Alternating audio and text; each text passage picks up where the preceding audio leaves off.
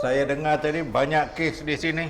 Apa kes yang baru lalu pagi tadi dan sekarang? Boleh jelaskan kepada pendengar di luar sana. Okey, terima kasih Cik Wan. Saya nak kongsi, memang dekat pusat mediasi ni kami terima berbagai isu atau aduan yang berlaku di bangunan Selatan khususnya. Antara isu yang boleh saya kongsikan ialah mengenai kes pada pagi ni je lah. Pagi hari ini pertama tadi adalah mengenai isu kejiranan, iaitu tiada komunikasi antara jiran sebelah menyebelah. Okey, dan yang ada kedua ni tadi adalah isu mengenai jiran yang tidak berpuas hati dengan jiran di bawah yang membuat bising dari segi menjalankan perniagaan lah.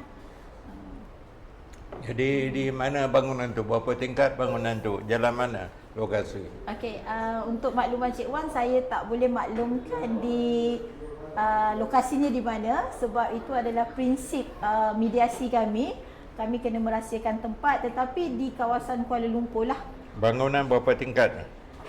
Kalau yang isu pagi tadi mengenai hubungan kejiranan tadi adalah di kawasan boleh katakan flat, rumah bertingkat yang 4-5 tingkat ingat tadi. Dan kalau yang isu kebisingan tadi lebih yang isu ni dalam 12 tingkat macam tu, di mana bawah dia menjalankan operasi perniagaan, atas adalah tempat tinggal lah. Jadi kes macam ni dah berapa lama dan bagaimana cara penyelesaian? Okey, sebenarnya kalau ikut aduan ni ke pusat PMKS ni, kami terima pertama biasanya daripada COB sendiri, di mana pihak pengurusan membuat aduan yang mereka tidak dapat tangani, khususnya isu-isu yang melibatkan hubungan kejiranan. Okey, jadi bila isu sampai kepada COB dan COB melihat isu itu boleh dimediasikan, maka mereka akan bawa ke pusat mediasi. Okay. Dan ada kala juga aduan yang kami terima adalah terus daripada pihak pengurusan itu sendiri, ataupun daripada pihak-pihak yang tidak puas hati. Dia dah tahu pusat, dia akan terus bawa kes itu ke pusat mediasi lah. Jadi pengadu ni, ke mana mereka nak mengadu, ke mana mereka nak bawa masalah mereka, penduduk, warga kota di luar sana, warga flat, warga taman perumahan. Nak dia macam dapat kaunseling ke? Okay. Dia kalau pada mediasi ni sebenarnya dia bukan kaunseling, tetapi lebih kepada kita nak supaya pihak-pihak yang terlibat dalam konflik ni dia tahu tentang tanggungjawab dan peranan masing-masing. Okey. Sekiranya ada aduan, okey, dalam kawasan tersebut adanya pihak pengurusan yang menguruskan seperti JMB atau JMC. Pertama, aduan itu perlu dimaklumkan dahulu kepada pihak pengurusan. Okey, secara rasmi, dah isi borang dan adu secara rasmi. Tetapi jika pihak pengurusan tidak membuat sebarang tindakan, pengadu boleh mengadukan tersebut kepada pihak COB. Untuk COB meneliti aduan tersebut dan seterusnya akan disalurkan atau dihantar aduan tersebut ke pusat mediasi.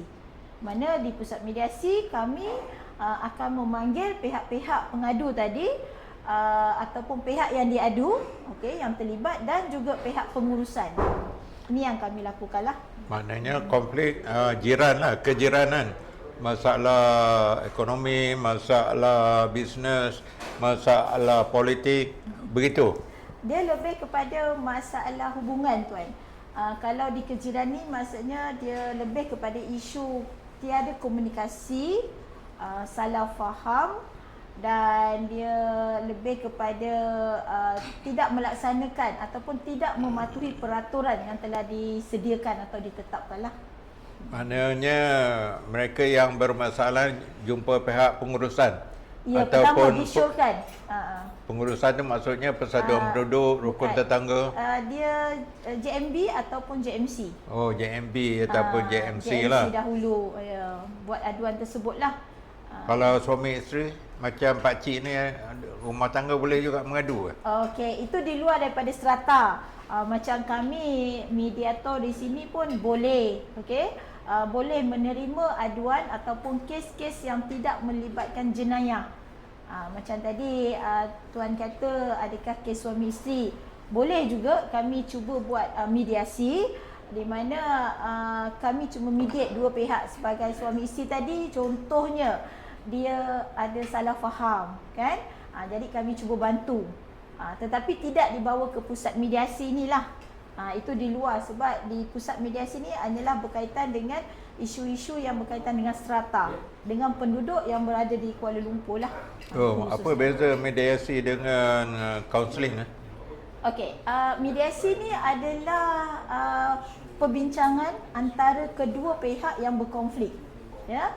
Tetapi kaunseling ini adalah lebih kepada kita memberikan satu bimbingan, kita memberikan satu pandangan ataupun satu yang supaya satu pihak. Kalau kaunseling dia satu pihak, tuan. Jadi kita akan berikan dia cuba bimbingan, kita akan menjadi pendengar untuk dia luahkan apa yang dia rasa tak puas hati, tak selesa, dan kemudian kita akan cuba memberikan beberapa pandangan dan bimbingan, tetapi pelaksanaannya dia sendiri yang melaksanakannya. Dia tidak melibatkan dua pihak, pada diri dia sendirilah. Mediasi ni dia punya model tu dari Singapura ke, dan sejak bila dipraktiskan di Kuala Lumpur? Okey. Untuk makluman tuan, sebenarnya mediasi ni dah lama, tuan, dan kita pun di Malaysia ni kita telah ada majlis program Malaysia, iaitu pusat mediasi center di Kuala Lumpur, mediation center kita telah ada lama, iaitu di bawah Bar Council.